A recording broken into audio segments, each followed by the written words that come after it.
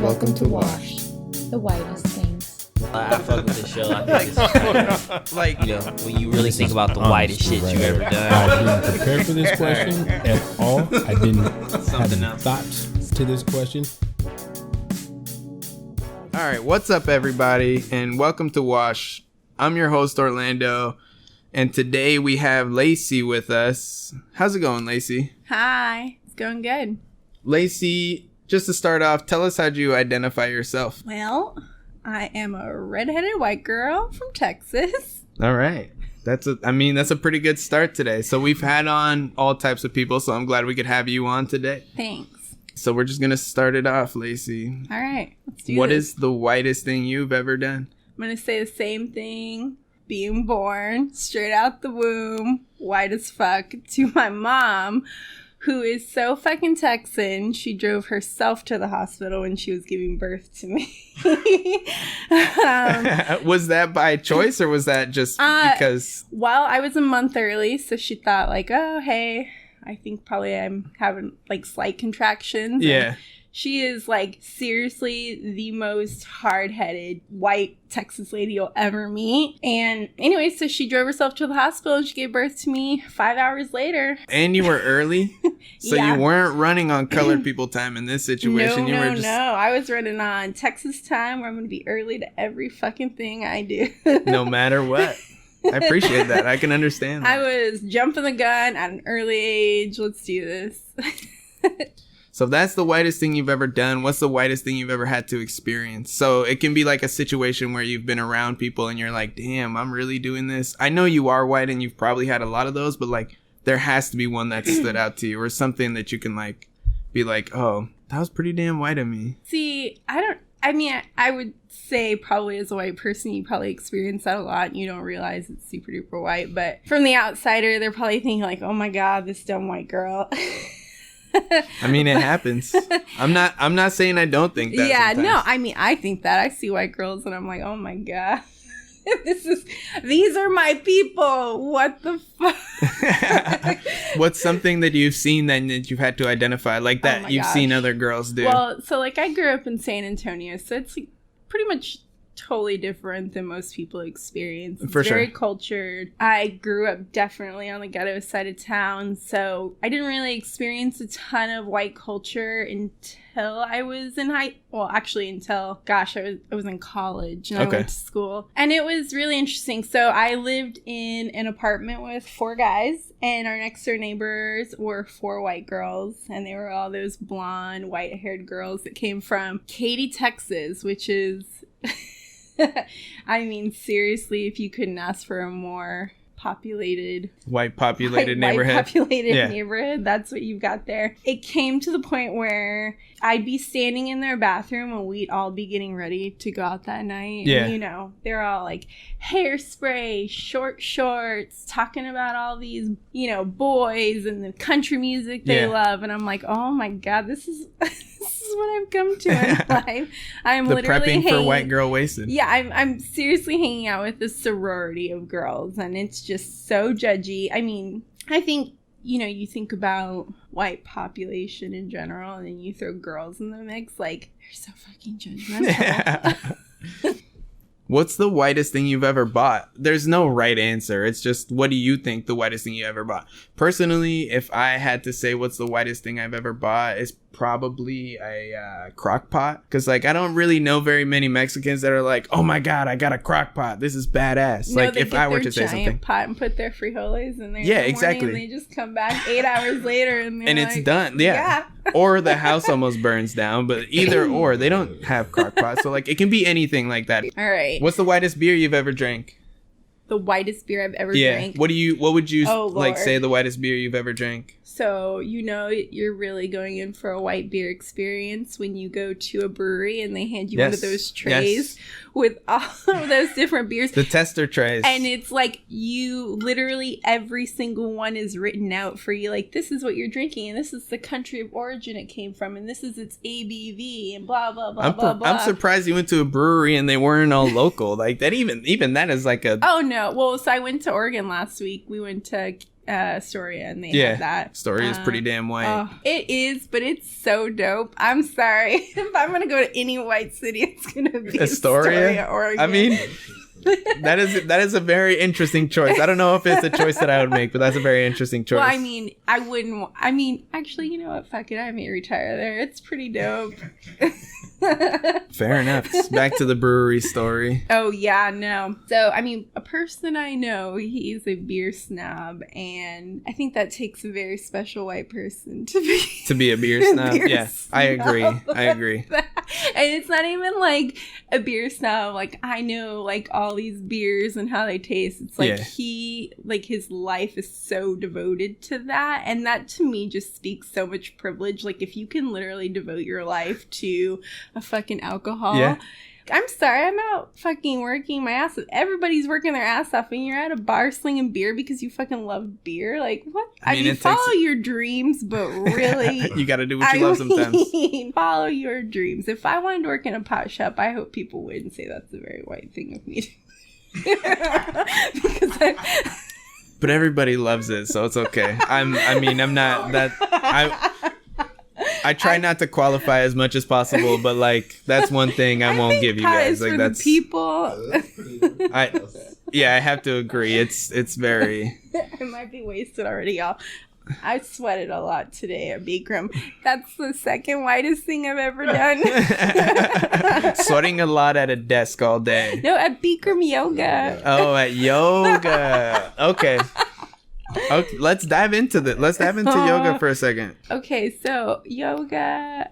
If I give you a scale and we say breweries are like mid-level, because there's some Latinos that just like beer, so they'll like go to breweries and stuff, and like but they like beer because they want to chill with their people, like their I get that, but like they get a keg for their barbecues, and it's just fun. Like this is like my childhood growing up. Like I go to barbecues and they'd have kegs. I loved going to all my friends. So would craft beer be a top whitest thing, or would it be a mid-white thing? Gosh. Like how would you qualify that? How would you level that? I don't want to offend people, so you don't I'm just have gonna to. say basic white people thing. I mean, it's not offensive though. Like that's the whole point. Everyone has different experiences, so like it's. I guess for me, I just don't understand like really what is the qualification for the white thing. To me, I just think craft beer is a super hipster thing. Yeah, and I think that's just something in my in my era that I'm living through right now. Millennials are just, into the crafty blowing stuff. Up the scene. Like they make everything so overrated, and something that is so privileged, they just like beat it to death. Like collecting make vinyl. It even more privileged. Yeah, I mean vinyl is awesome. Whoa. Vinyl is awesome. Whoa. Vinyl is awesome. But my boyfriend, I can speak to this with his big beard and his Ray-Ban glasses and his vinyl collection. That is, I mean, I understand where you're coming from. Yeah. There's a difference between collecting vinyl every and single thing I've said because I'm offending groups. That's the thing, though. Like if so the way I think about it is like if we're offending someone, that's not the target audience. My point is to like tap into what you think is. What? Like, I'm not trying to be the one to say, okay, this is white, or okay, we're not going to do that anymore because this is white. Here's another thing I can give you is like, what is something that's super white that you're grateful for? Like something that I would say I'm super white and I'm grateful for. And I know Ted that's sitting here with us today is probably not going to agree on, but I really love Grease. Growing up, I really liked Grease. The country of Grease? No, like the movie Grease.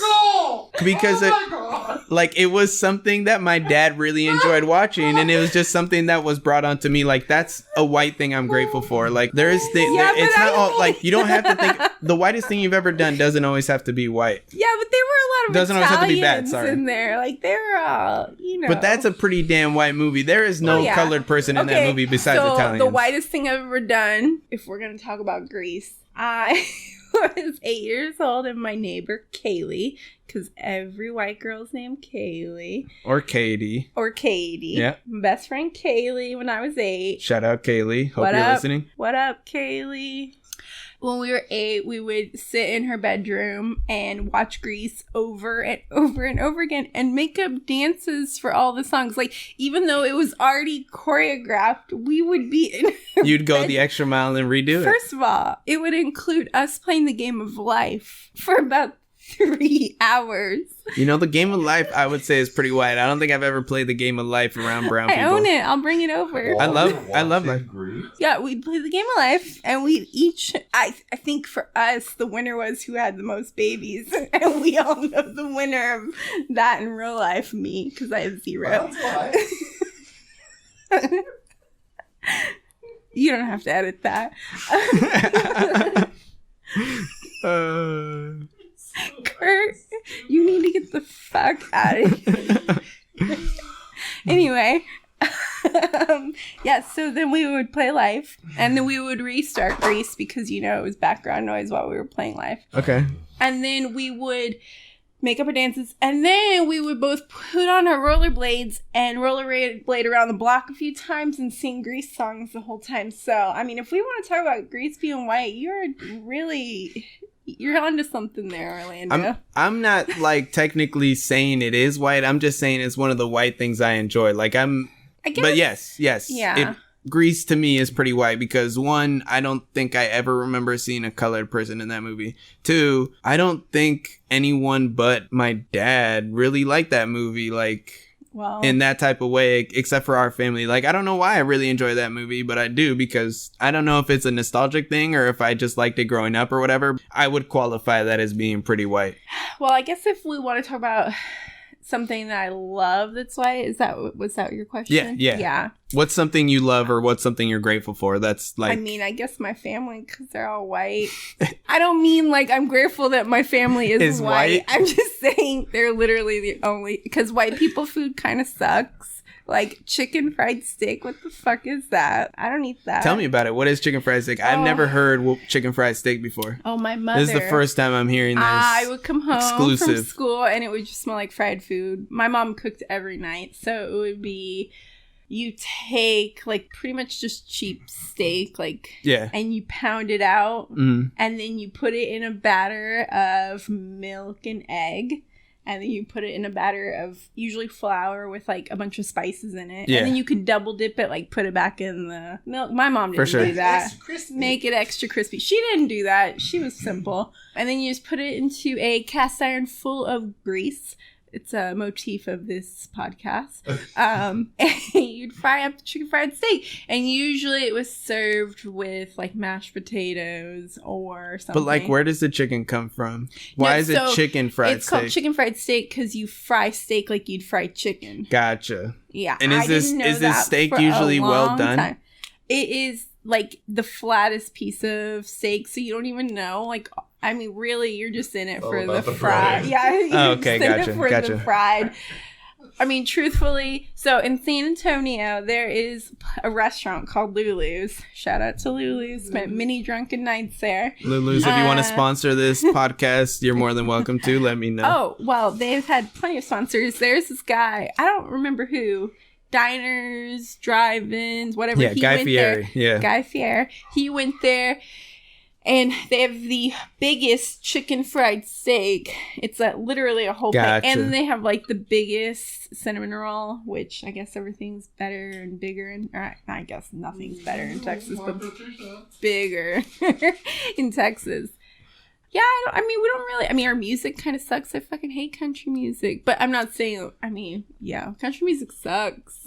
I think there's you certain... like country music? I think there's certain times and eras that are enjoyable. Yes. There's some country music I do enjoy, but it's like pretty Hank old. Williams, Patsy, George Strait. I mean, in all honesty, I'll give him some kudos. There's a lot of Mexican music that basically is country music that I really enjoy, but like it's not. It's just to me it just feels different because it's in Spanish and there's different intentions to it. But like all in all, if you think about it, it's the same damn thing.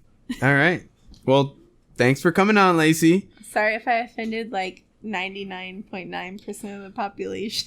Listen, I'm going to do like Comedy Central does and really not let people apologize on here like that, because I don't think you should have to for your thoughts. So if they can bring other people on and other people can see why they were offended, and that works for me too. Like, I'm not trying to please anybody. I'm trying to show perspective. So yeah, Orlando's going to put one of these voice thingies over my mouth and just going to, you know, I'm not going to say she thinks she's not going to have her name on here, but I'm actually quite proud of the things I said. You know, here's the thing. I think that sometimes, first of all, we live in a culture that is way too PC, and that's our problem. Like, I think sometimes we need to have these really truthful, hard conversations in order to change things. And I think if we keep putting a freaking censorship on everything, thank you, Nancy Reagan.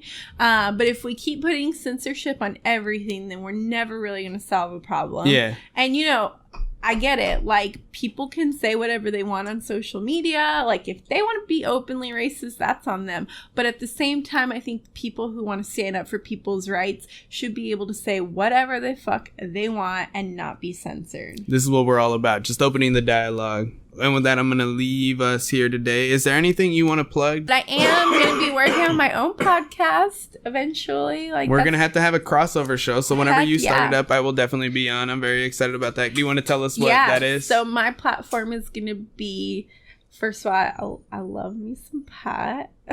Again, pot is for the people. I know.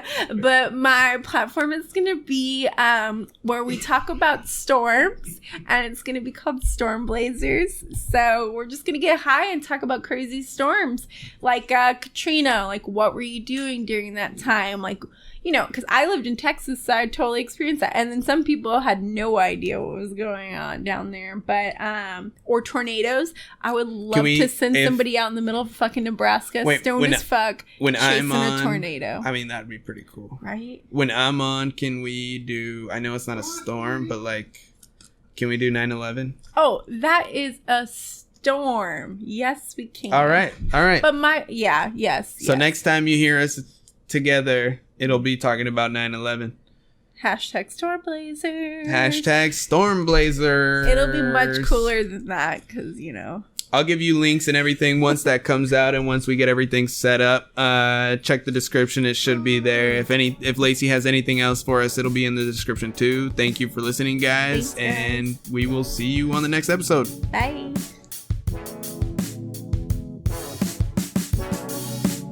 Follow us on Twitter and Instagram at WashPod. Email us at whatswash@gmail.com. This episode of Wash was recorded and produced by Studio 833.